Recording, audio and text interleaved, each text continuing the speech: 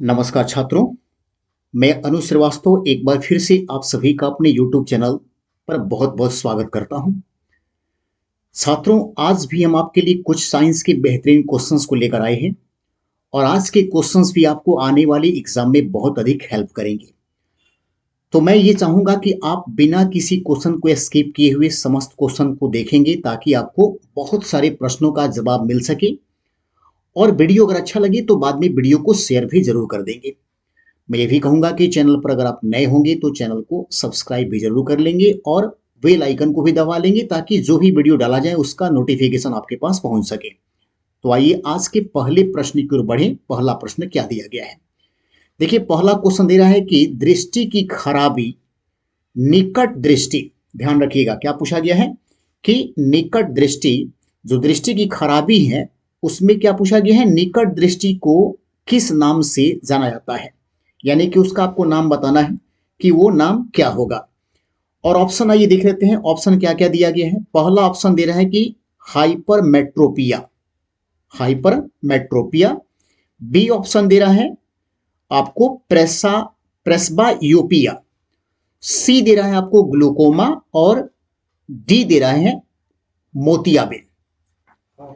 तो ये बहुत अच्छा क्वेश्चन है निकट दृष्टि दोष को लेकर। और याद रखिएगा, ये क्वेश्चंस कई तरह से सवाल आता है। निकट दृष्टि दोष कई प्रकार से क्वेश्चंस आपको बनाएगा एग्जाम में। जैसे कि सबसे बड़ी बात यहां पर आइए थोड़ा सा देख लेते हैं, निकट दृष्टि और एक आपको होता है दूरदृष्टि। एक निकट दृष्टि हो गया और एक हो गया आपका दूरदृष्टि। दोनों में देखिएगा, सबसे पहले तो ये पूछता है कि निकट दृष्टि दोष को दूर करने के लिए किस लेंस का प्रयोग करते हैं और दूरदृष्टि को दूर करने के लिए किस लेंस का प्रयोग करते हैं। तो यहां पर थोड़ा सा समझ लीजिए, दो ही लेंस की बात आएगी दोनों को लेकर। या तो आपका आंसर बनेगा अवतल लेंस, क्या बनेगा, अवतल लेंस, या बनेगा फिर आपको उत्तल लेंस। याद रखिएगा, हड़बड़ी में कभी ऐसा ना हो जाए कि उत्तल दर्पण पे टिक लगा दीजिएगा या अवतल दर्पण पर मार दीजिएगा। आगे जरूर देखिएगा कि लेंस होना चाहिए, क्योंकि नेत्र में लेंस लगता है, दर्पण नहीं लगता है। तो अवतल और उत्तल दो ही आंसर बनेगा इसमें से, निकट दृष्टि और दूरदृष्टि में। अब इसको हम कैसे याद कर लेंगे आसानी से, देखिए एकदम आसान है, क्योंकि बच्चे बार बार भूल जाते हैं। निकट में यहां पर देखिए कितने लेटर आपको दिख रहे हैं, 3 लेटर। निकट में कितने लेटर है, 3 लेटर। अवतल में कितने लेटर है, 1 2 3 और 4। तो 3 से 1 बढ़ा तो कितना हुआ, 4। और दूर में देखिएगा 1 2, 2 लेटर है। और यहां पर देखिए उत्तल में कितना है, 1 2 3। तो 2 से बढ़ा 3, 3 से बढ़ा 4, यानी 3 से रिलेट करेंगे किसको, 4 वाले को। 3 से 1 बढ़ा देंगे तो 4 में क्या हो जाएगा, अवतल। 2 से 1 बढ़ाएंगे तो कितना आएगा, 3, यानी दूरदृष्टि के लिए हो जाएगा उत्तल। अब तो इसमें आपको कोई डाउट नहीं होगा। अब देखिएगा, एक और चीज पूछता है कि निकट दृष्टि दोष में क्या होता है और दूरदृष्टि दोष में क्या होता है। तो ये ध्यान दीजिएगा कि निकट दृष्टि का मतलब, सीधे बच्चा अगर इसको जेन्युइन सीधे सीधे सेंस में देखें तो बच्चे यही समझते हैं कि निकट दृष्टि दोष का मतलब होता है नजदीकी खराब होना। आप क्या समझ लेते हैं, निकट मन नजदीक और दृष्टि मन है नजर की खराबी, यानी नजदीक की खराबी। नाम से जैसा कि लग रहा है, लेकिन ऐसा नहीं है। याद रखिएगा, इसका आंसर क्या बनेगा, तो जो आपको दिया है, क्या दिया है, निकट, वही आपका सही है। यानी निकट ही आपका दिखाई देगा, दूर का दिखाई नहीं देगा। तो जो आपको लिखा रहेगा ना, वो समझिए दिखाई देता है।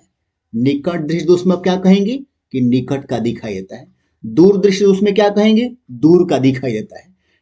क्योंकि जो लिखा रहेगा वही दिखाई देता है। मैं यहां पर समझा रहा हूं, ये समझिएगा कि जो लिखा है वो नहीं दिखाई देता, ऐसा नहीं समझेंगे। जो लिखा है वो दिखाई देता है।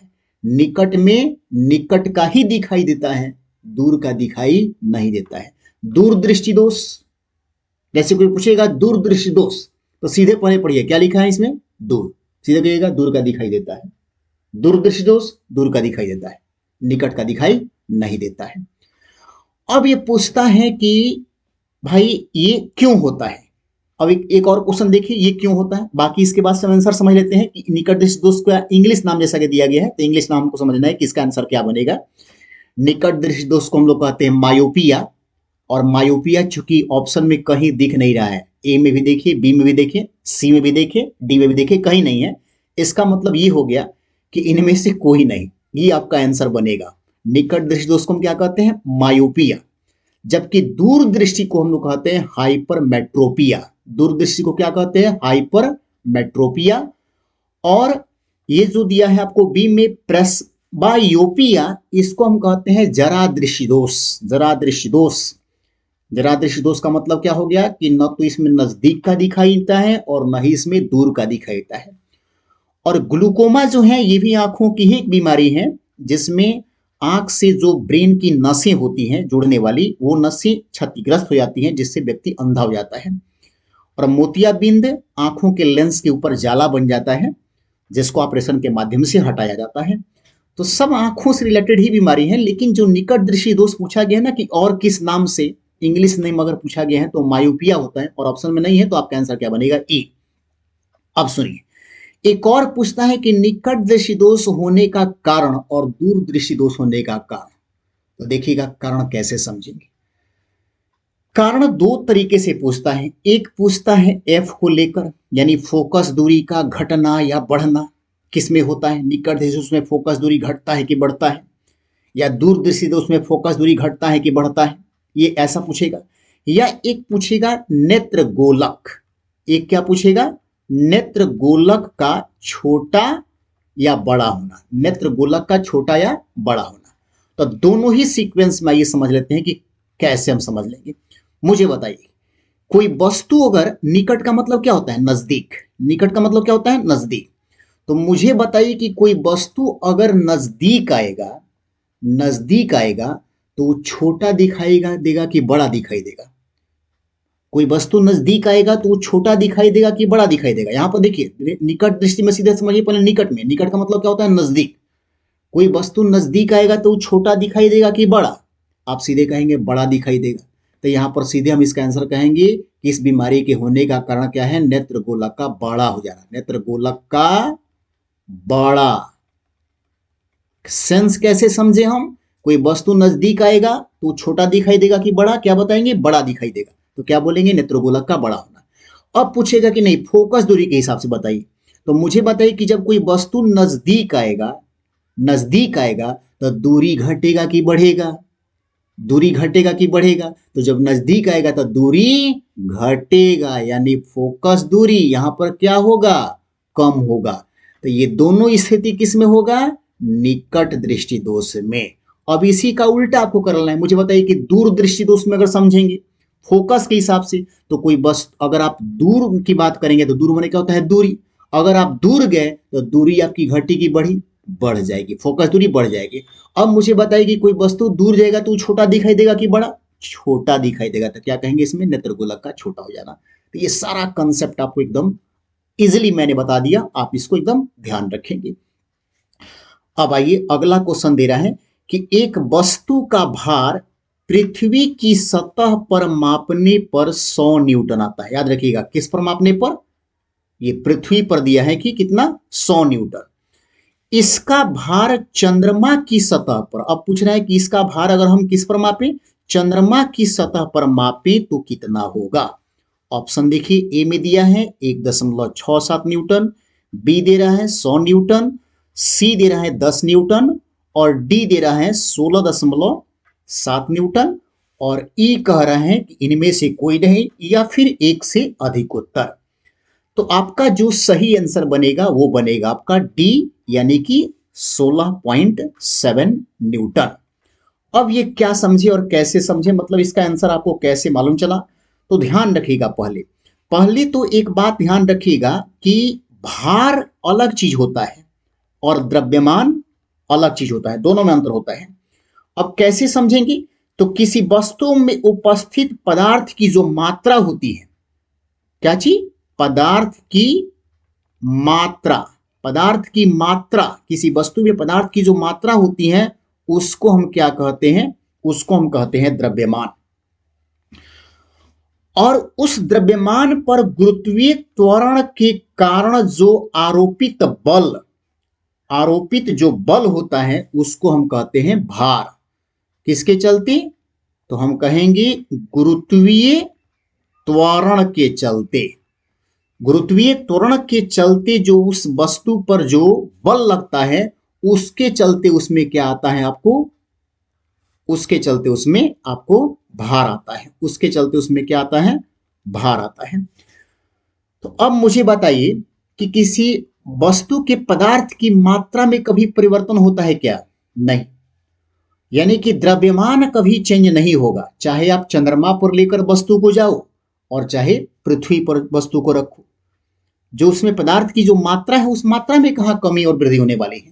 लेकिन गुरुत्वीय त्वरण के चलते जो उस वस्तु पर बल लगेगा वो ज्यादा और कम हो सकता है। इसका मतलब कि भार में परिवर्तन हो सकता है।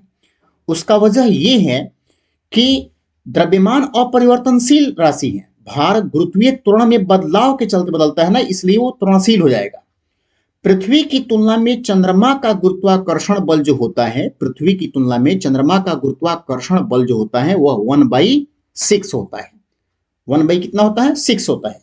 इसीलिए चंद्रमा पर किसी वस्तु का भार पृथ्वी के भार का कितना होगा? पृथ्वी के भार का 1/6।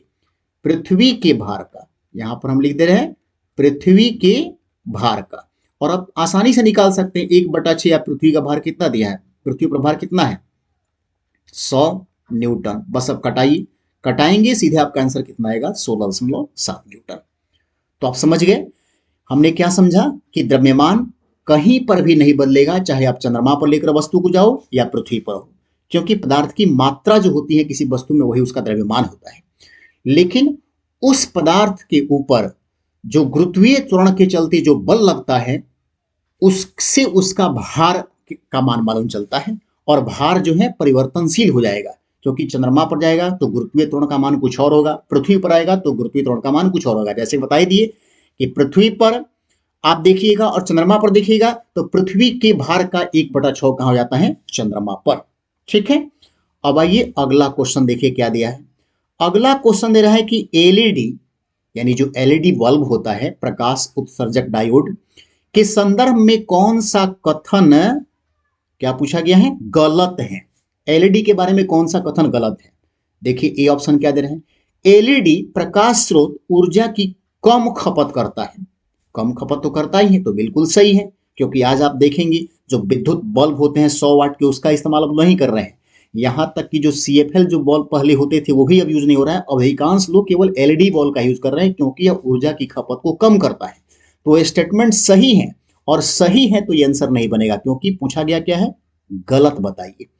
उसके बाद बी में दिया है कि एलईडी प्रकाश बल्बों से अधिक अवधि तक कार्य करता है। जी हां, जो बल्ब होता है ना वो 100 वाट वाला जो रेड कलर में जलता है वो जल्दी फ्यूज होता है, लेकिन ये जल्दी फ्यूज नहीं होता है। हालांकि इसमें भी गारंटी वाले और बिना गारंटी वाले भी एलईडी होते हैं। अब देखिए सी में क्या दिया है, एलईडी में पारा प्रयुक्त होता है। जी हाँ, पारा प्रयुक्त होता है, ये बात सही है।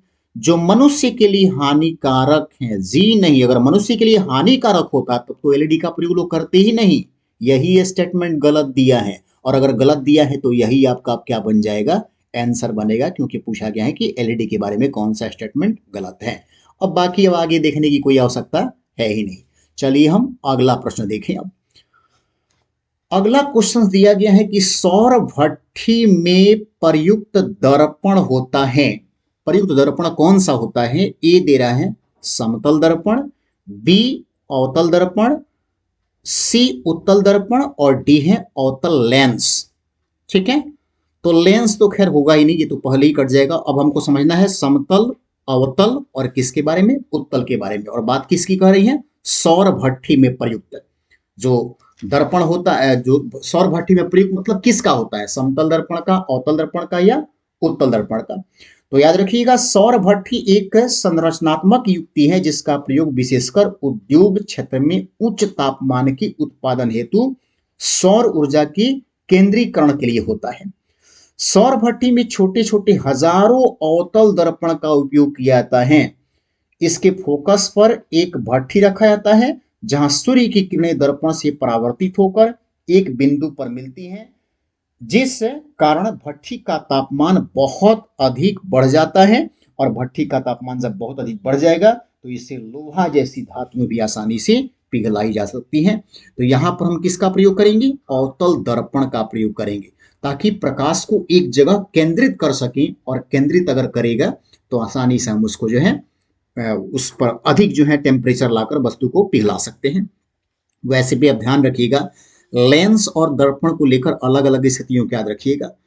अवतल दर्पण और उत्तल दर्पण दोनों में अंतर हो गया, और उत्तल लेंस और अवतल लेंस में भी क्या होता है? अंतर होता है ना।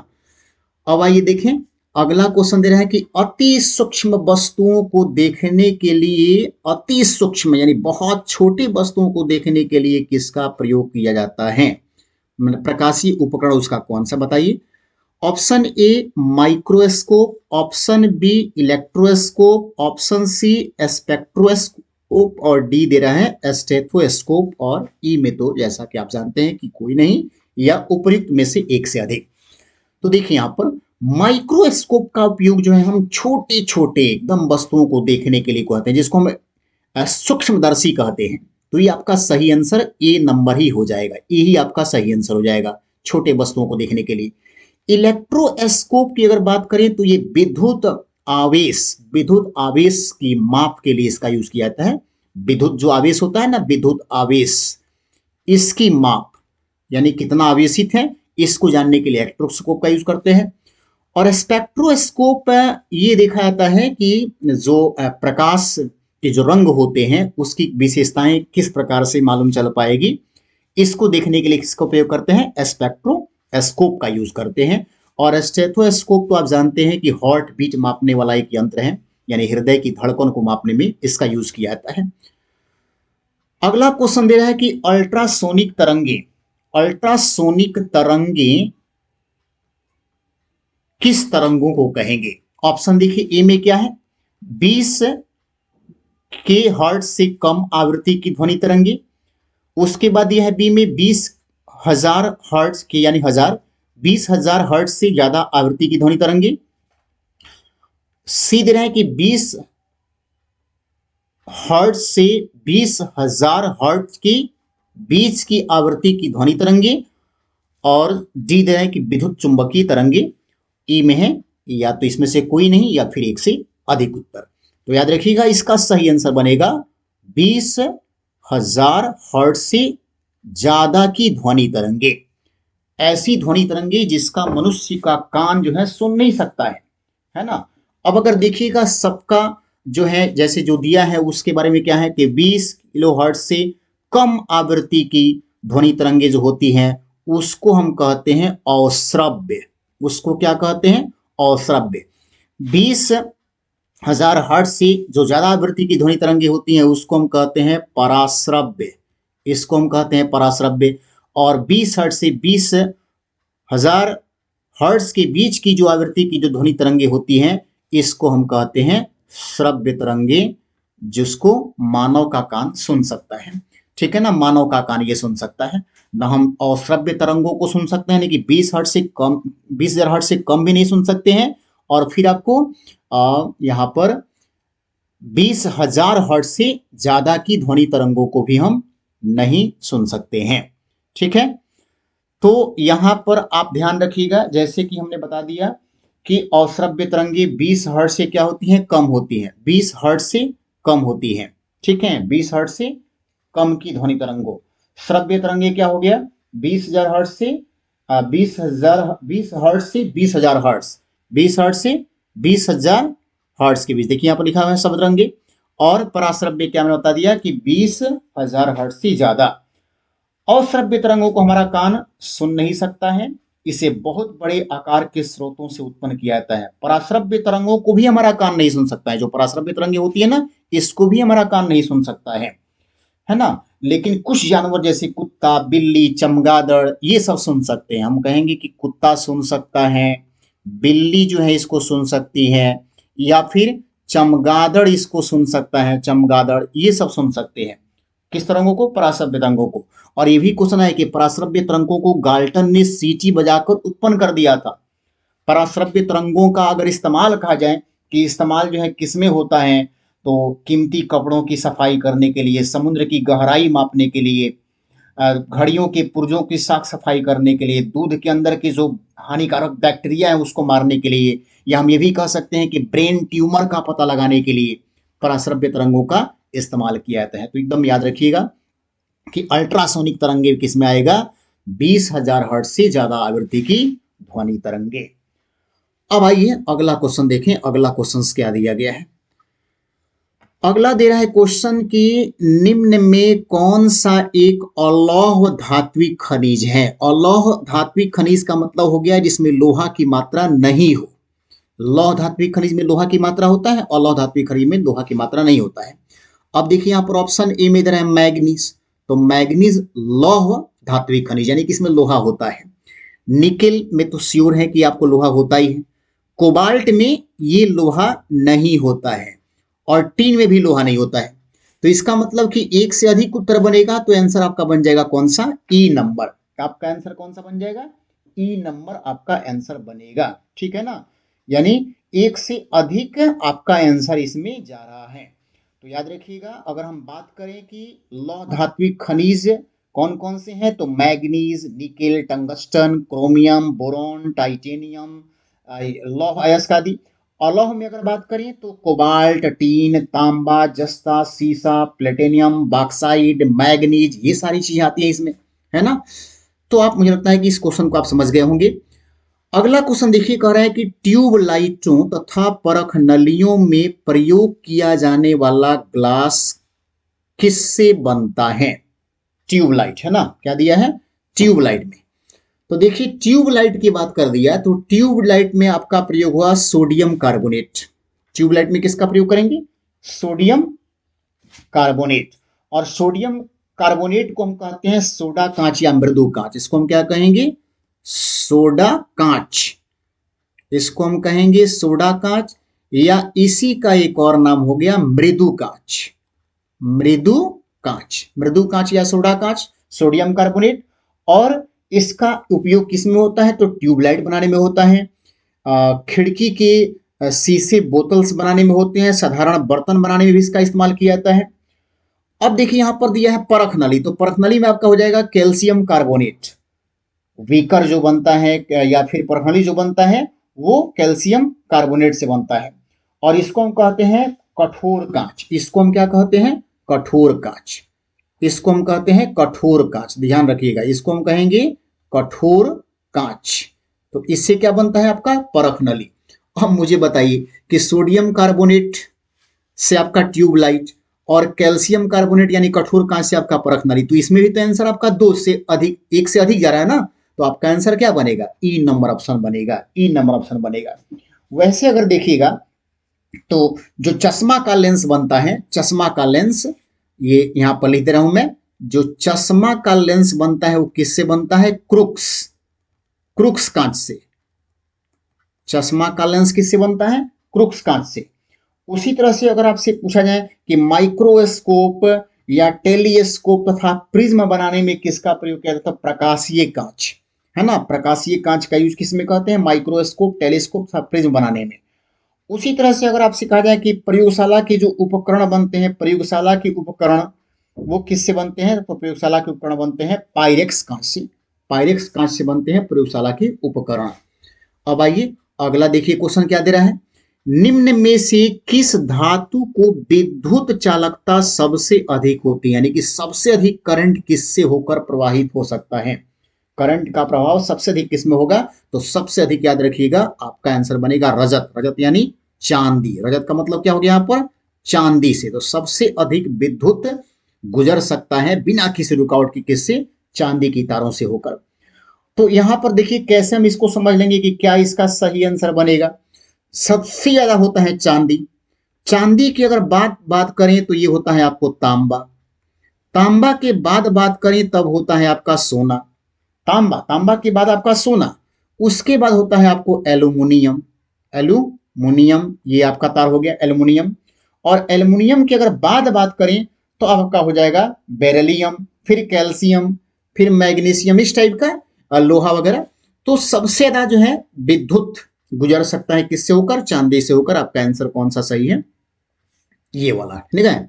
अब आइए देखिए अगला क्वेश्चन दे रहे हैं कि पृथ्वी के वातावरण में सबसे प्रचुर मात्रा में पाई जाने वाली गैस कौन सी है। पृथ्वी के वातावरण का मतलब हो गया पृथ्वी के वायुमंडल में। तो पृथ्वी के वायुमंडल की अगर हम बनावट की चर्चा कर लें तो सबसे ज्यादा इसमें कौन सी गैस है, नाइट्रोजन। आपका ऑप्शन देखिए डी नंबर में दिया है नाइट्रोजन। नाइट्रोजन का जो परसेंटेज है वो कितना परसेंट है, 78%। ये आपका क्या है, नाइट्रोजन इतना परसेंट है। जबकि अगर ऑक्सीजन की बात करें तो ऑक्सीजन है कितना, 21%। और अगर CO2 की बात कीजिएगा तो 0.03% है ना। तो सबसे अधिक मात्रा में क्या है आपको, नाइट्रोजन पृथ्वी के वायुमंडल में। हाँ, धरातल में अगर देखिएगा तो सबसे अधिक मात्रा में कौन सी गैस है, ऑक्सीजन। ठीक है, अब आइए नेक्स्ट प्रश्न को देखें। अगला प्रश्न, अगला क्वेश्चन दे रहा है कि एल्कोहल को कार्बोक्सिलिक अम्ल में परिवर्तित किया जा सकता है। एल्कोहल को कार्बोक्सिलिक अम्ल में परिवर्तित किया जा सकता है। ए ऑप्शन मात्र ऑक्सीडेशन के द्वारा, मात्र रिडक्शन द्वारा। सी दे रहा है कि एस्टरीफिकेशन के द्वारा, और डी दिया है ऑक्सीडेशन तथा रिडक्शन दोनों के द्वारा। तो यहां पर देखिएगा इसका सही आंसर बनेगा ए, मात्र ऑक्सीडेशन द्वारा।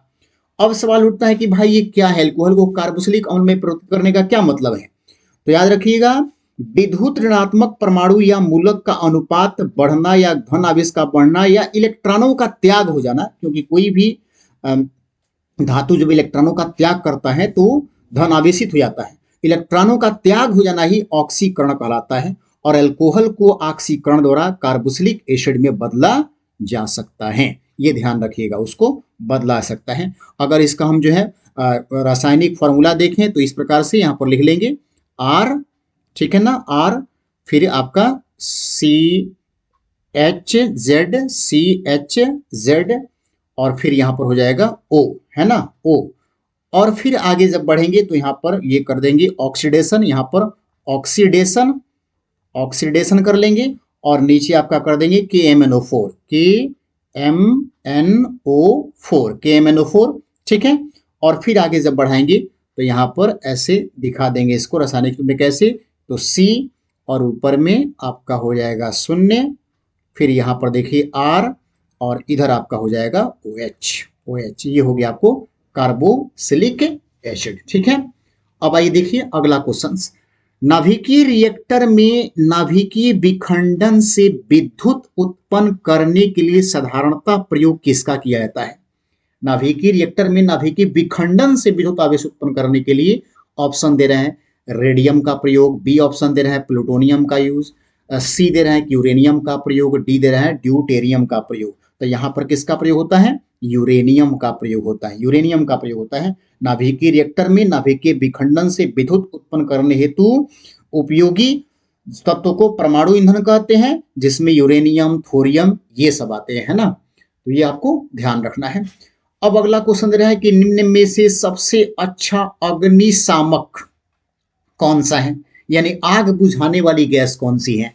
तो देखिए यहां पर दिया गया ऑप्शन ए में मिट्टी गैस है, कोई मतलब नहीं है। बी देखिए जल कह रहे हैं कि जल अच्छा अग्निशामक है, तो जल में तो ऑक्सीजन होता है, जल ऑक्सीजन से मिलकर बना होता है, ये भी ढंग से नहीं कह सकते हैं इसको भी आग बुझाने वालों में। ऑक्सीजन तो आग को और बढ़ा देगा। कार्बन डाइऑक्साइड ये आपका सही आंसर है, यानी कि CO2 जो गैस होता है ना, ये सबसे बड़ा अग्निशामक होता है। इसलिए फायर ब्रिगेड की जो गाड़ियां होती हैं उसमें CO2 गैस का ही प्रयोग किया जाता है। वैसे भी ध्यान रखिएगा, जो इससे क्वेश्चन आते हैं उसमें पूछता है कि आग जलाने वाली गैस कौन सी होती है, ऑक्सीजन। आग को बुझा देने वाली गैस कौन सी होती है, CO2। और आग को नियंत्रित करने वाली, मतलब तेजी में उसका प्रसार न हो सके, इसके लिए किस गैस का प्रयोग किया जाता है, नाइट्रोजन। अब दिल रहा है फुलरीन अथवा वॉकीबॉल कितने कार्बन परमाणुओं का बना होता है। तो फ्लोरीन जो होता है ना वो 60 कार्बन परमाणुओं का बना होता है। लेकिन हालांकि अब देखिएगा ना, तो अब जो है कार्बन 70, कार्बन 90, कार्बन 120 वाले फ्लोरीन भी खोज हो चुका है, उस सबका भी खोज हो चुका है। तो इसमें देखिएगा 60 होना चाहिए, और 60 ऑप्शन में किसी में भी ऑप्शन नहीं देख रहा है, इसलिए इसका आंसर क्या बन जाएगा, ई नंबर, यानी कि इनमें से कोई नहीं, ये आपका सही आंसर जाएगा। ठीक है, अब आइए नेक्स्ट प्रश्न को देखें। अगला कह रहा है क्वेश्चन कि निम्न में कौन सा कोशिका घटक कोशिका में दाखिल होने वाले जीवाणुओं को नष्ट कर देता है। ये बायोलॉजी का क्वेश्चन है कि कौन सा कोशिका का ऐसा घटक है यानी कोशिकांग है जो कोशिका में कोई गलत जीवाणु वगैरह चले जाएं तो उसको नष्ट करने का काम करेगा। तो यहाँ पर देखिएगा ऑप्शन इधर है राइबोसोम। राइबोसोम का काम है प्रोटीन का निर्माण करना। गोल्जी बॉडी, गोल्जी बॉडी इसको जो है मदर ऑफ द सेल कहता है, पैकिंग करने का काम करता है ये। लाइसोसोम जिसको आत्महत्या की थैली कहते हैं, क्यों? क्योंकि इसके अंदर होता है HCl, हाइड्रोक्लोरिक एसिड, और हाइड्रोक्लोरिक एसिड होने के चलते अगर कोई बैक्टीरिया इसमें प्रवेश कर गया तो उसको ये सीधे गला देगा या नष्ट कर देगा। तो लाइसोसोम आपका सही आंसर बनेगा। ठीक है, अब आइए अगला क्वेश्चन। शरीर में लौह की कमी से होने वाला बीमारी कौन सा है? लोहे की कमी से। तो रक्त अल्पता ऑप्शन ए देखिए, उसके बाद यह है स्कर्वी, स्कर्वी रोग, फिर दिया है आपको हड्डियों में दुर्बलता, ये कैल्शियम की कमी से, फिर दिया है त्वचा का रोग यानी स्किन से रिलेटेड कोई बीमारी है। तो स्कर्वी होता है किसके चलते? विटामिन सी की कमी से, स्कर्वी। ठीक है ना, स्कर्वी जो है मसूड़ों से संबंधित एक बीमारी हो गया। उसके बाद देखिए रक्ताल्पता का सीधा सा मतलब होता है खून की कमी, और खून की कमी को ही हम लोग एक और बीमारी कहते हैं एनीमिया, एनीमिया, खून की कमी। अक्सर रक्ताल्पता जो है ये उस औरत को होता है जो औरत प्रेगनेंसी के दौर से गुजरती है, क्योंकि उस स्थिति में उसके गर्भ के अंदर पल रहा बच्चा भी ब्लड से ही तैयार होता है और माँ को अपनी आवश्यकताओं की पूर्ति के लिए भी ब्लड की आवश्यकता पड़ती है। तो चूंकि उसके ब्लड का बंटवारा हो जाता है, एक उसके बच्चे के लिए और एक खुद अपने लिए, इसीलिए अक्सर जो महिलाएं होती हैं जो प्रेगनेंसी के दौर से गुजरती हैं उसमें ब्लड की कमी होती है। अतः डॉक्टर उसको सजेस्ट करता है कि आप लगातार आयरन की गोली वगैरह लेते रहें या वैसी चीजों का प्रयोग अधिक करें जिसमें लोहा की मात्रा ज्यादा हो। तो लोहे की कमी से रक्ताल्पता, क्योंकि लोहा की मात्रा सबसे, लोहा जो है पाया जाता है किसमें? हीमोग्लोबिन में। हीमोग्लोबिन Hb, हीमोग्लोबिन जो है लोहा से ही तैयार होता है, और हीमोग्लोबिन की कमी को ही हम कहते हैं रक्ताल्पता यानी कि खून की कमी। आइए आगे क्वेश्चन देखें। मानव शरीर का सामान्य तापमान कितना होता है? मानव शरीर का सामान्य तापमान कितना होता है? फ़ारेनहाइट में दिया है। तो देखिए यहाँ पर अक्सर जो है इसको सेल्सियस में ही पूछा जाता है, तो सेल्सियस में जब पूछेगा तो आपका आंसर होगा 37 डिग्री सेल्सियस, और जब फ़ारेनहाइट में पूछेगा तो फ़ारेनहाइट में आपका कितना हो जाएगा? 98.6 डिग्री फ़ारेनहाइट, यानी कि आपका आंसर बनेगा कौन सा? C number option.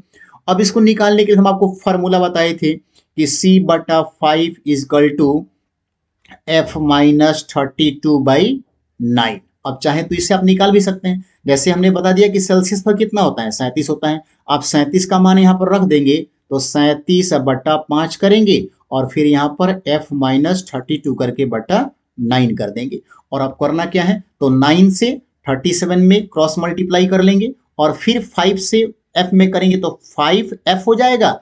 इधर 5 में जब 32 से करेंगे तो उसका मान भी कुछ आएगा, और उसके बाद से आप बस जो प्लस इधर माइनस जो इधर गया है उसको आप इधर भेजेंगे तो आपका प्लस हो जाएगा, तो आपको निकल जाएगा कि एक्चुअल आपका कितना होना चाहिए। ठीक है, अब आइए देखते हैं आपका आंसर। अगला क्वेश्चन का क्या दिया गया है कि मानव शरीर के किस अंग में उपकला कोशिका पाई जाती है? उपकला कोशिका, ठीक है ना, क्या पूछा गया है कि किसमें उपकला कोशिकाएं पाई जाती हैं? तो देखिए यहाँ पर क्या आपका आंसर बनेगा। अगर उपकला कोशिका की बात करें तो ऑप्शन दे रहे हैं कि बाल में, नाक में, फेफड़ा में, फिर दिया है अग्नाशय में। तो उपकला उत्तक कैसी कोशिकाओं को कहते हैं को जो जंतुओं के शरीर को ढकने या बाह्य रक्षा प्रदान करने का काम करती है। कोशिका के विभिन्न तंत्रों को भी एक दूसरे से पृथक रखता है। इसका प्रमुख कार्य जल व पोषण पदार्थों का अवशोषण, शरीर की उत्सर्जित पदार्थों की निकासी आदि करना है। शरीर के जो विभिन्न अंग है जैसे जीभ है, जीभ देखिए इसमें ऑप्शन में है कहीं पर जीभ है। उसके बाद हो जाएगा आपको ब्रिक नली, ब्रिक नली भी आपको ऑप्शन में कहीं दिख नहीं रहा है। फिर आपका हो जाएगा लार ग्रंथि, श्वेत ग्रंथि, आंत की भीतरी भाग, अग्नाशय, अग्नाशय आपको दिया गया है, ठीक है ना, अग्नाशय दिया है। उसके बाद आपका फेफड़ा, फेफड़ा भी दिया है। तो देखिए यहाँ पर दोनों चीज मिल गया, फेफड़ा भी मिल गया और आपका अग्नाशय मिल गया। इसका मतलब कि एक से अधिक आपका उत्तर बन रहा है, तो इसलिए आपका आंसर सटीक हो जाएगा कौन सा? ई नंबर, यानी कि आपका ये आपका सही उत्तर है। अब आइए अगला प्रश्न देखें। अगला प्रश्न कर रहे हैं कि आंत्र ज्वर, आंत्र ज्वर जिसको हम लोग बहुत फेमस नाम से जानते हैं टाइफाइड, टाइफाइड जिसको आप लोग सीधे कहते हैं मोती झारा। कौन सी बीमारी? मोती झरा बीमारी, या इसी का एक और नाम है मियादी बुखार। मियादी बुखार ये जो है टाइफाइड, सैल्मोआ टाइफी नामक एक और बैक्टीरिया के माध्यम से बीमारी होता है, और इसकी जांच के लिए मतलब ये बीमारी है कि नहीं इसको लेकर होता है विडॉल टेस्ट। कौन सा टेस्ट? विडॉल टेस्ट, ये ध्यान रखिएगा। अब रही बात कि अगर टाइफाइड होगा यानी आंत्र ज्वर होगा तो ये किसको प्रभावित करेगा, तो नाम में लिखा गया आंत्र यानी आंत को प्रभावित करेगा। और ऐसा ऑप्शन देखिए, ए में दिया है फेफड़ा, नहीं होगा। बी में दे रहा है रीढ़ की हड्डी, ये भी नहीं होगा। सी दे रहा है कि शरीर का जोड़, नहीं होगा। और डी देखिए आंत, ये आपका सही आंसर हो गया। ठीक है, आइए अगला क्वेश्चन देखें। कार्बनिक कृषि, कार्बनिक कृषि एक ऐसी कृषि प्रणाली है जिसमें क्या होता है? कार्बनिक कृषि का मतलब हो गया कि ऐसी कृषि जिसमें जीव जंतुओं से तैयार खादर का इस्तेमाल होता हो कृषि कार्य करने के लिए, न कि रासायनिक खादों का प्रयोग किया जाता हो। तो यहां देखिए ए ऑप्शन क्या दे रहा है, उर्वरकों शाकनाशियों द्वारा पीड़कनाशियों के रूप में रसायनों का अधिक उर्वरक, ये तो होगा ही नहीं। बी ऑप्शन दे रहा है क्या, कार्बनिक खादों पुनर्चक्रित फॉर्मों अपशिष्टों तथा जैव कारकों का अल्पतम कम मात्रा में प्रयोग, नहीं अधिकतम होना चाहिए। कार्बनिक खादों पुनर्चक्रित फार्मों अपशिष्टों तथा जैव कारकों का अधिकतम मात्रा में प्रयोग, ये आपका सही उत्तर है। डी ऑप्शन दे रहा है कि दो अथवा दो से अधिक फसलों के एक ही खेत में एक साथ उगाना, ये जो है ये नहीं होगा, ये तो सस्य गहनता कहलाता है। अब आइए अगला क्वेश्चन देखें। अगला क्वेश्चन दे रहा है इसमें, नेक्स्ट क्वेश्चन दे रहा है कि निम्न में से कौन सी क्रिया पृथ्वी पर हो रहे कार्बन चक्र में ऑक्सीजन को बढ़ाती है? कौन सी क्रिया? तो पृथ्वी पर जो प्रकाश संश्लेषण की प्रक्रिया पेड़ पौधे करते हैं ना, इसके माध्यम से ही क्या बनता है, ऑक्सीजन बनता है। प्रकाश संश्लेषण की क्रिया होने पर एक नया उत्पाद कौन सा बनता है, ऑक्सीजन। तो आपका सही आंसर बनेगा डी नंबर। चूंकि जानते हैं कि जब प्रकाश संश्लेषण की प्रक्रिया होती है तो कौन सी गैस उत्पन्न होती है, ऑक्सीजन गैस। ऑक्सीजन गैस को पेड़ पौधे निकालते हैं जिसका यूज हम लोग करते हैं, और कार्बन डाइऑक्साइड जो हम लोग निकालते हैं उसका यूज पेड़ पौधे अपना कार्बन चक्र में प्रकाश की क्रिया करने के लिए यानी भोजन बनाने के लिए करते हैं। नेक्स्ट क्वेश्चन दे रहा है कि निम्न में से कौन संवहनीय पौधा है, उसको चुनिए। काई, फिर दिया है लीवर, हॉर्नवर्ट और फर्न, ये आपका सही आंसर बनेगा फर्न। संवहनीय पौधा यानी कि संवहनीय पौधा का मतलब हो गया कि जिसमें जाइलम और फ्लोएम पाया जाता हो और वो जल को या पोषक पदार्थों को जो है पत्तियों तक लेकर जाने का कार्य करें, या जो भोजन बन गया है उसको शरीर पौधों के सभी अंगों तक पहुंचाने का कार्य करें। तो संवहनीय पौधा किसको कहेंगे, फर्न को।